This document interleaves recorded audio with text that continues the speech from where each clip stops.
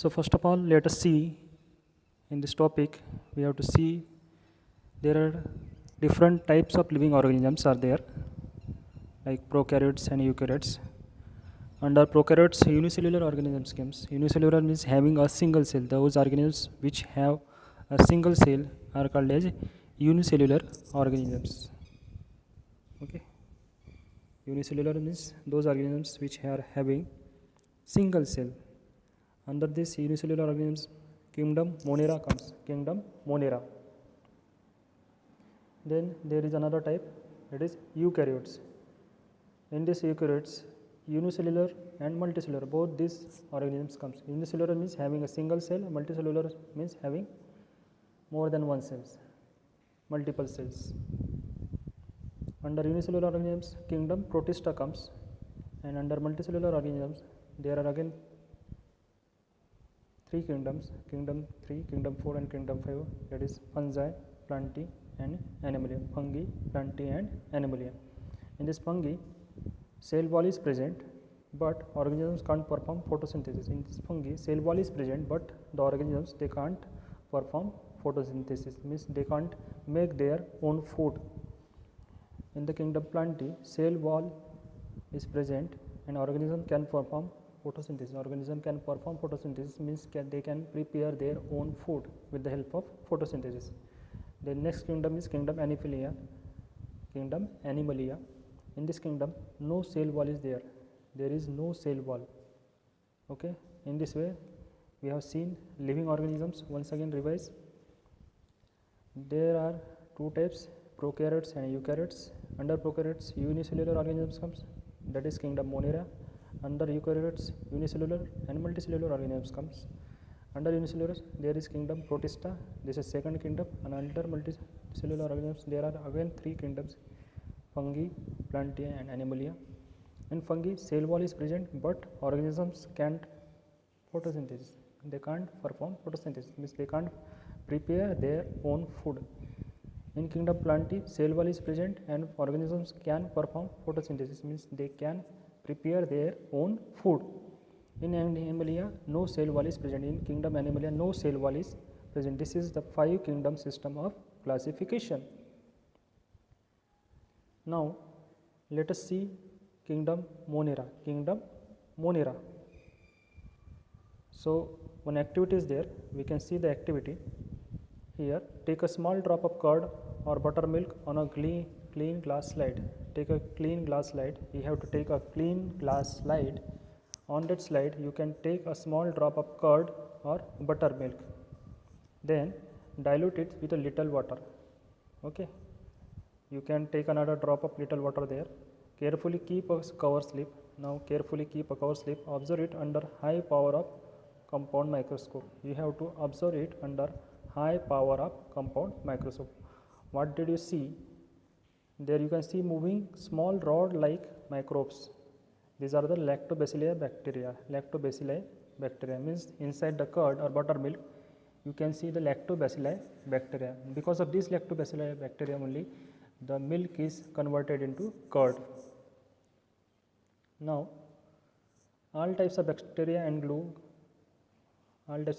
blue-green algae are included in this kingdom Monera. Which types of organisms are being included? All types of bacteria and blue-green algae are included in this kingdom Monera.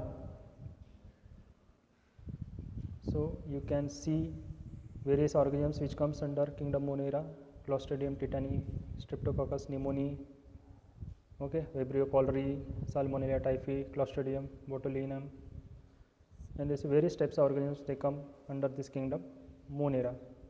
Now let us see what are the characteristics of kingdom Monera. First characteristic is that all the organisms are unicellular. All the organisms are unicellular means all the organisms which comes under kingdom Monera they are having single cell. All the organisms which comes under kingdom Monera they are having single cell. Then next characteristic is that they may be autotrophic or heterotrophic. They may be autotrophic or heterotrophic. They may be autotrophic or heterotrophic. Next point is these are prokaryotic cells without distinct nucleus or cell organism. means the nucleus is not distinct, it is not separate.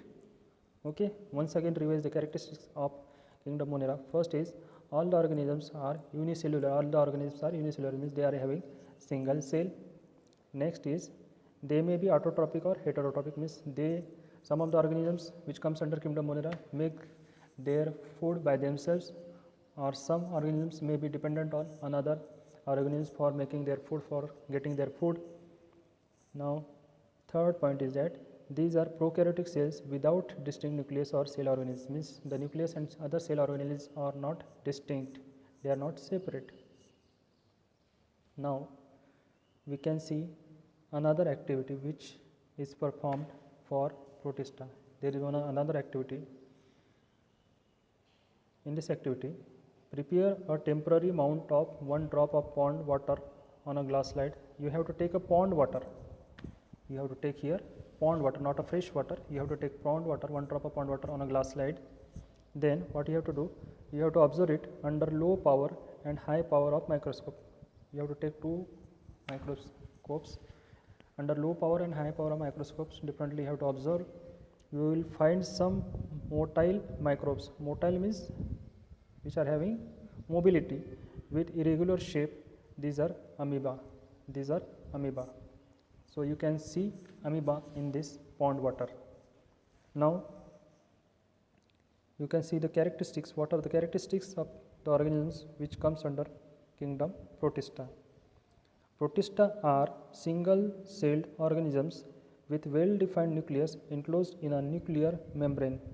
So Protista are single-celled organisms means they are unicellular. They are having single cell with well-defined nucleus. Here the nucleus is well-defined, enclosed in a nuclear membrane. Enclosed in a nuclear membrane means here nucleus is distinct. It can be separated. So it is distinct nucleus there is present. Then second point is that they have pseudopodia on hair-like cilia, pseudopodia or hair-like cilia, or whip-like flagella for locomotion. So they locomate, they have locomotion. So they have pseudopodia or hair-like cilia or whip-like flagella for locomotion. Now third point is that they are autotrophs. They are autotrophs means they make their food by themselves. Example, Euglena, volvox contain chloroplast. They contain chloroplast. Okay, means during photosynthesis they make their food by themselves. And heterotrophs are amoeba and paramecium. Amoeba and paramecium are the heterotrophs means they don't make their food by themselves. So in this diagram you can see here there is amoeba and this is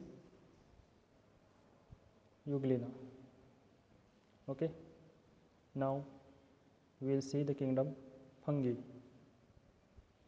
In this kingdom fungi or fungi you can pronounce it.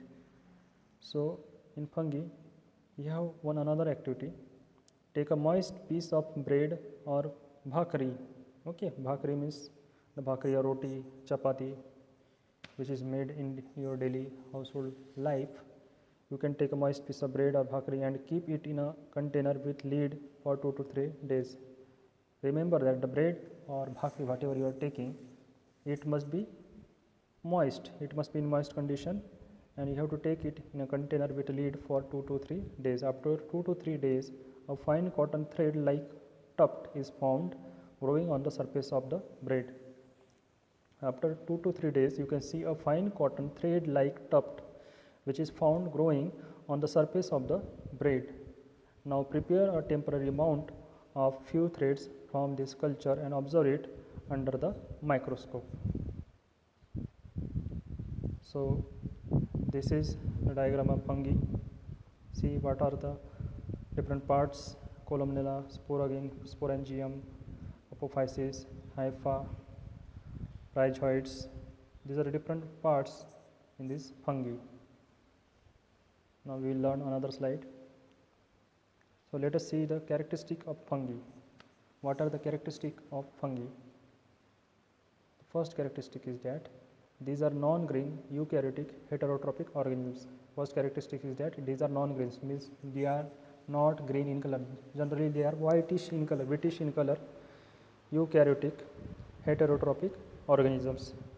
Second point is that most of them are saprotrophs. Saprotrophs, most of them are saprotrophs. They feed upon decaying organic matter. They feed upon decaying organic matter. Whatever the matter, whatever the organisms which are decaying after their death, on that matter they are feeding.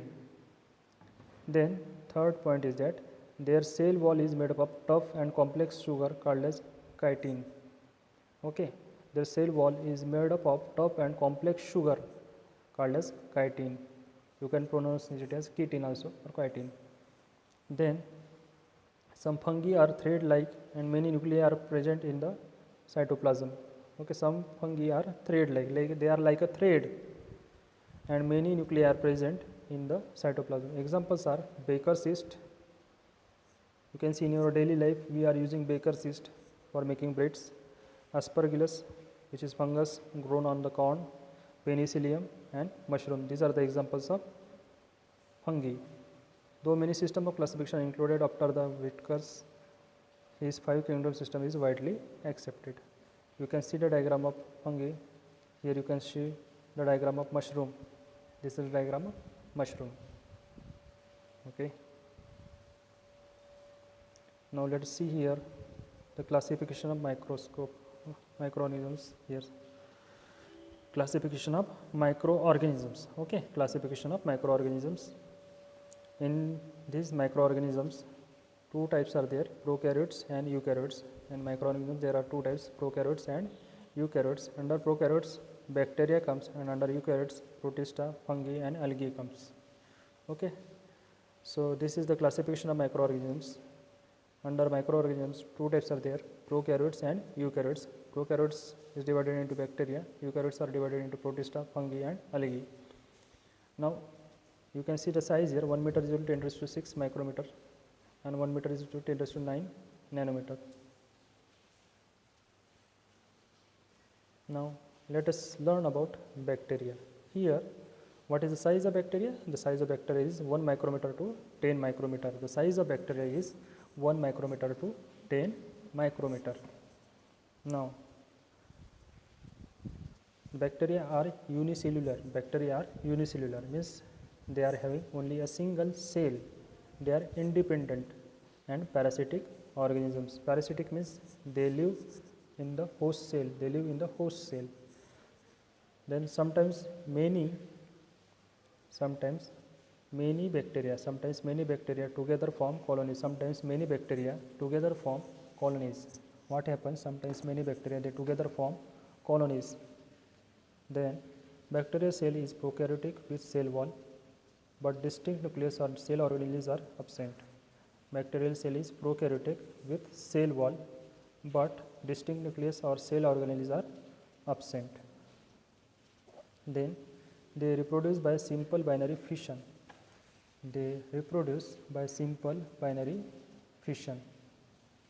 In favorable conditions, bacteria grow vigorously, means they grow rapidly and can double their number only in 20 minutes. Only within 20 minutes, they can double their numbers. So that much fast their growth is. These are the diagram of some bacteria: Coccus, Coccobacillus, Bacillus, Vibrio, Spirillum. See, Spirillum means they are having this spring-like structure. Vibrio is having comma-like structure, comma-shaped. This is Bacillus. This is a capsule-like structure. This is having a capsule-like structure. Coccobacillus is also having that type structure. Coccus is having ball-like structure. So these different type of bacteria are present in our universe. Then we will see protozoa. So if you see protozoa, the size of protozoa is approximately 200 micrometer. The size of protozoa is approximately 200 micrometer. So what is here? Protozoans are found in soil, fresh water and seawater. Protozoans are found in soil, fresh water and seawater. Some are found in the body of other organisms. And are pathogenic. Some are found in the body of other organisms and are pathogenic. These are unicellular organisms with eukaryotic cell. These are unicellular organisms, means they are having single cell. Okay. Then There is a great variation in cell structure, organs of locomotion, and modes of nutrition among protozoans. There is a variety within them in case of cell structure, organs of locomotion, and modes of nutrition. Then these organisms reproduce by simple cell division. They reproduce by simple cell division. Example: amoeba, paramecium. They are free living in dirty water. Then entamoeba stolica, it causes amoebiasis. Plasmodium vivax, it causes malaria, and euglena, which is autotrophic. Here you can see the diagram of paramecium and entamoeba. Then you will see fungi. Let us see the size of fungi is 10 micrometer to 100 micrometer. What is the size of fungi? Size of fungi is 10 micrometer to 100 micrometer. Then these are found on decaying organic matter. These fungi are found on decaying organic matter and dead bodies of plants and animals. These are found on decaying organic matter and dead bodies of plants and animals. These are eukaryotic organisms. Some are unicellular and others are visible with naked eyes. These are eukaryotic organisms. Some are unicellular and others are visible with naked eyes. Then saprotrophic. They are saprotrophic, means absorb their food from decaying organic matter, from the dead bodies of other organisms. They absorb their food. They reproduce sexually and asexually by cell division or by budding. There are different types of modes of reproduction in these fungi. They reproduce sexually and asexually by cell division or budding. Example: baker yeast, candida, and mushroom. Then we can see algae. So let us see the size of algae here. The size of algae is approximately 10 micrometer to 100 micrometer. Size of algae is approximately 10 micrometer to 100 micrometer. Now these algae are aquatic. They are aquatic, means they live in water. Then these are eukaryotic, unicellular, autotrophic organisms. They are eukaryotic, unicellular, autotrophic organisms. They are eukaryotic, unicellular means having single cell, autotrophic means they make their food by themselves. See, in this rainy season you can see algae everywhere. Everywhere you can see algae, especially within the ponds you can see algae, or within the soil where majority of water lies there, you can see algae. Then photosynthesis is carried out with the help of chloroplast. Here in this algae, photosynthesis is carried out with the help of chloroplast. Chloroplast plays a main role in photosynthesis and it is present in the cell. Example is chlorella and Chlamydomonas. Okay, Chlamydomonas. Very few species of algae are unicellular. Most of them are multicellular and visible with naked eyes. Most of the algae are multicellular and they are visible with our naked eyes. Now, the very small organism, it is virus. The size of virus is measured by the unit nanometer. So here the size of virus is approximately 10 nanometer to 100 nanometer. 10 nanometer to 100 nanometer. Generally, viruses are not considered as living organisms. They are not considered as living organisms, but they are said to be organisms at the age of living and non-living. They are said to be at the age of living and non-living. For example, if you see COVID-19 virus, when it is outside the host cell, it acts as a non-living organism. But when it enters the host cell, it acts as a living organism. It multiplies itself. It multiplies itself, and in this way, it acts as a living organism. They are studied under microbiology. Now, viruses are extremely minute. That is, they are 10 to 100 times smaller than bacteria. Viruses are 10 to 100 times smaller than bacteria and can be seen only with electron microscope. By simple microscope, you can't see the viruses. You have to use electron microscope to see the virus. They are found in the form of independent particles. Virus is a long molecule of DNA. DNA means deoxyribonucleic acid, or RNA, that means ribonucleic acid covered by a protein coat. These viruses are covered by a protein coat. Viruses survive only in a living plant or animal cell and produce their own protein with the help of host cell, and create their numerous replica. They create their numerous replica, that means they multiply themselves. Then they destroy the host cell and become free. These free viruses again infect new cells. Viruses cause many diseases to plant animals. Viruses cause many diseases to the plants and animals. Here you can see some of the viruses. This is tomato wilt virus. You can see in the diagram. So this is all about our lesson. In this way we have seen today lesson first, living world and classification of microscope.